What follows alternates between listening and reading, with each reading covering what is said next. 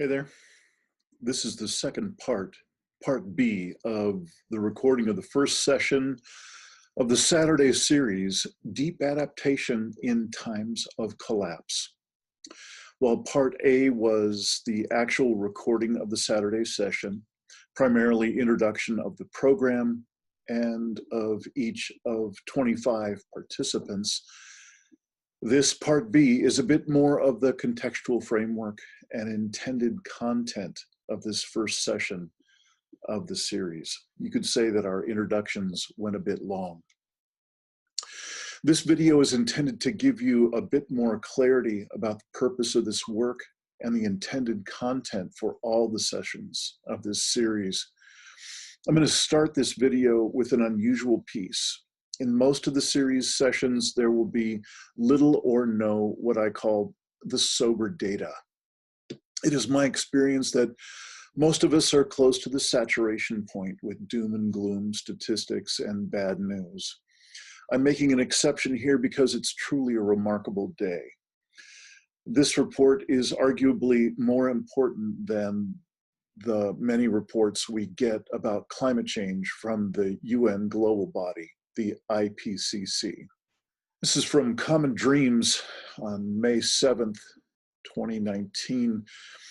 Landmark UN report to show transformational change urgently needed to save humanity and natural world from nightmarish future.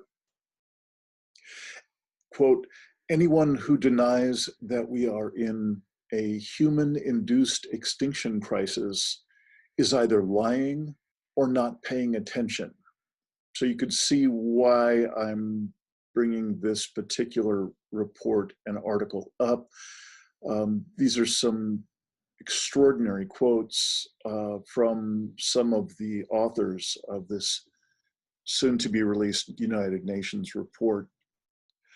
A new landmark United Nations report on biodiversity, set for release on Monday, will say that a perilous and miserable future awaits the natural world and human civilization unless we rapidly bring an end to humanity's destructive business as usual approach to the economy, food production, and energy usage. Signaling the need for urgent transformative changes in order to change humanity and the natural world, the 1,800-page report and a separate executive summary will represent the first time the UN has published such an exhaustive report on the state of nature. The bombshell summary for policymakers makes for very grim reading. According to Agence France Presse, review of the draft report and the summary, the documents paint a picture of widespread destruction wrought by man, some of it irreparable. Human destruction of natural systems has put the world on a path toward a mass extinction that could wipe out over 1 million species. Robert Watson, chair of the Intergovernmental Science Policy Platform on Biodiversity and Ecosystem Services, told AFP that while there are many direct drivers undermining nature's systems, the number of people in the world and their growing ability to consume are the two biggest indirect drivers of biodiversity loss and climate loss. The new report details how humans are undermining Earth's capacity to produce fresh water, clean air, and productive soil, to name a few ecosystem services. The direct causes of nature's degradation in order of importance are shrinking habitat and land use change, hunting for food or illicit trade in body parts, climate change, pollution, and predatory or disease-carrying alien species such as rats, mosquitoes, and snakes. The evidence is incontestable, said Watson. Our destruction of biodiversity and ecosystem services has reached levels that threaten our well-being at least as much as human-induced climate change. Speaking separately to The Guardian ahead of the conference, Watson said, "There is no question we are losing biodiversity at a truly unsustainable rate that will affect human well-being both for current and future generations. We are in trouble if we don't act, but there are a range of actions that can be taken to protect nature and meet human goals for health and development." On the economic side, the report will call out GDP, gross domestic product, as a failed metric for calculating the health of economies, highlight the impact that financial inequality is having on the health of the planet. We'll also examine so-called market reforms designed to curtail tax havens and the corruption they facilitate across the world. The report will also lay out competing scenarios for the future, and AFP notes that while more optimistic versions appear inviting, the one presented as business as usual, indicating little change from the way things are now, would plunge the planet into a nightmarish downward spiral of conflict, growing inequality, and continuing degradation of nature. Stephen Osofsky, a professor of wildlife health and health policy at Cornell College of Veterinary Medicine and expert on biodiversity, that while the situation is grim, there is still time to act if humanity can face the seriousness of the challenge and act accordingly.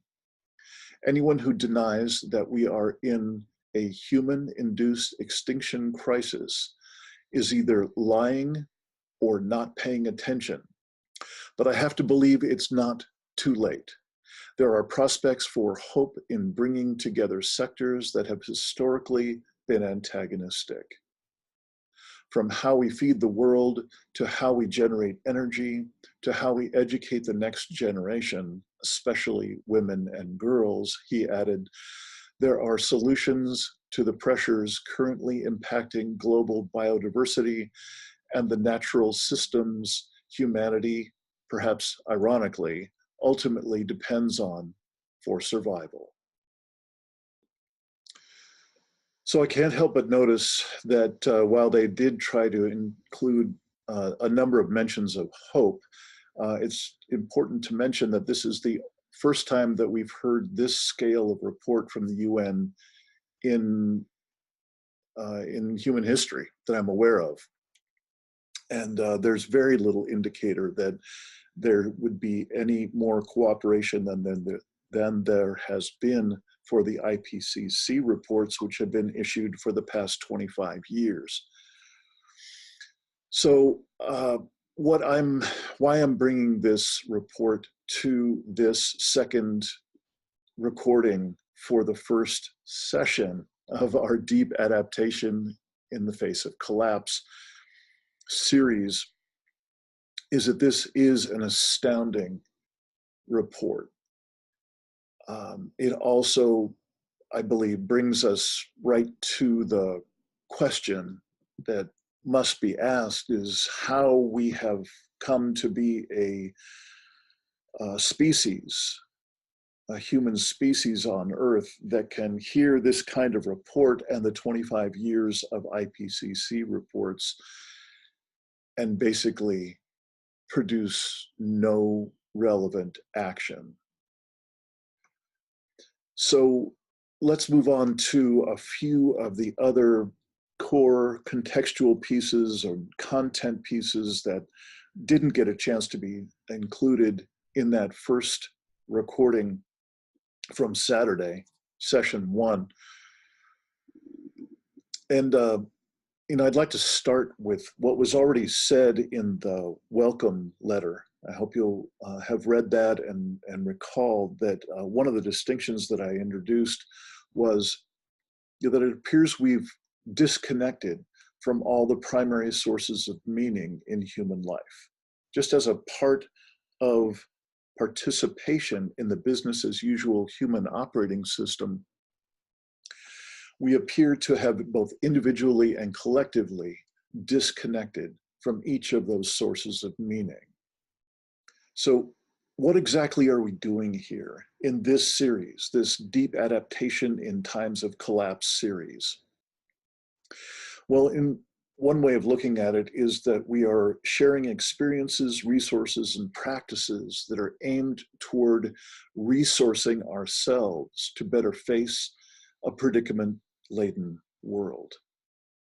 Thanks to a request from our fellow participant, William, I'd like to describe a bit what success might look like at the end of our 3 months and 6 sessions together. I will personally consider this series a roaring success if each willing person has gained a language with which to articulate our shared predicament and self-assessed regarding where you are in terms of relative disconnection or connection with the web of life and with these sources of meaning. Literally able to map out where you stand in relationship to our crazy, disoriented, and collapsing world. Again, it appears that our disconnection has left us virtually unable to feel, hear, or even speak about the events of existential significance that are now occurring daily around the world. I'd also be thrilled if each of us had self-assessed regarding which practices might be most effective in moving you toward reconnection with these primary sources of meaning in human life. Again, deeper self, other people, earth, and soul. This often includes practices from the smallest, seemingly insignificant daily practice to the possibly life-altering, larger-scale transformations that may come within reach in our time together in these series. What got us into this predicament? As I've just mentioned, I can only see that we've disconnected. We've disconnected at virtually every level. What I'm hoping to make clear, especially in the coming section of proposed practices and resources coming between sessions 1 and 2, is our ability to articulate the immense costs and personal and collective blind spots that occur when we have that scale of disconnection. That lack of a baseline in our own felt experience, again, individually and collectively, in terms of our connection with deeper self, other people, earth, and soul. Hoping that we'll be able to discern and map out where you locate yourself in terms of inner awareness and inner tracking and mapping of your own motivations, triggers, deep concerns, not to mention starting to articulate your own addictive or distractive behaviors. These are all the stuff of an engaged journaling practice. And I hope again that you've read about what we'd like to be doing in this series, all along this series, is to engage in an in-depth journaling practice to help in that process of mapping out our own progress in this path together. The center of the work is to self-assess regarding disconnection, then adopt reconnection-based practices that bring you more present, invite more presence and authenticity, and build inner skill sets in the realms of grief, understanding shadow on the collective and individual level, addiction, again, on the collective and individual level, self-regulation, initiation into authentic adulthood, A large part of this process is to co-create a language with which we might approach the imminent collapse of Earth and human systems. Just a brief reminder of, again, what I hope you've read in the welcome letter, Paul Chafurka's 5 stages of awareness. Please locate yourself on Chafurka's scale if you haven't already. You'll remember his 5 levels are, number 1, dead asleep. Gotta love that particular title. Number 2, awareness of one fundamental problem. Number 3, awareness of many problems. Number 4, awareness of the interconnections between many problems. And number 5, awareness that the predicament that we are all living in encompasses all of life. Similarly, please take time to locate yourself in what I've called the scale of engagement assessment. With the self-knowledge from both of these self-assessments, we can start to expand our capacity to be compassionate with ourselves and also with others and their levels of awareness and scale of engagement in the world. I'd like to offer you a way of looking at how many people, in my experience, encounter the whole notion of collapse of Earth and human systems. You might want to call this kind of the approach to a woke moment for some people. And it's not necessarily a guarantee that a person is going to move along this particular continuum. This is just a suggested track that I have seen in myself and many other people. And there is, it's likely that if you have gone through this one time, that you will find yourself going through this cycle a number of times, and not necessarily in exactly the order that it's laid out. So anyway, here's a way of looking at what it's like to approach a woke moment with regard to understanding or experiencing any aspect of the collapse of Earth and human systems. Step 1 would be shock, is oftentimes shock. The shock of really inarguable evidence that something is not right. So again, this is in terms of both human and Earth systems. Number 2 is often the need for self-regulation. You know, that shock isn't called shock for no reason. It's a pretty good indicator that we need to recover our sense of centeredness, or at least familiarity, a familiar state of being within our body, within our nervous system. And that is called self-regulation, which again, most of us don't have much skill in self-regulation. 3 is the opportunity to open to more truth. And this is also called psychological flexibility. In my experience, we're lucky if we have this as the step that follows the both shock and self-regulation. The 4th step is called mapping. And that's really what I've been talking about with these, everything that we talk about that includes journaling, those writing prompts, and our exploration of our relative self-assessment with regard to how connected are we or how disconnected are we from deeper self, other people, Earth, and soul. We will be spending a tremendous amount of our time in the mapping portion of this continuum. Also, the last and possibly really open-ended step in this process is, I call it healing and expanding capacity. This is when a person has really chosen to step into this as a path, this is when the real work begins. So taking on those practices of reconnection. And those practices of reconnection can dramatically increase our capacity to be present in the face of large-scale stressors, gaining enough mastery with the skills of self-care, caregiving, circling, authentic relating.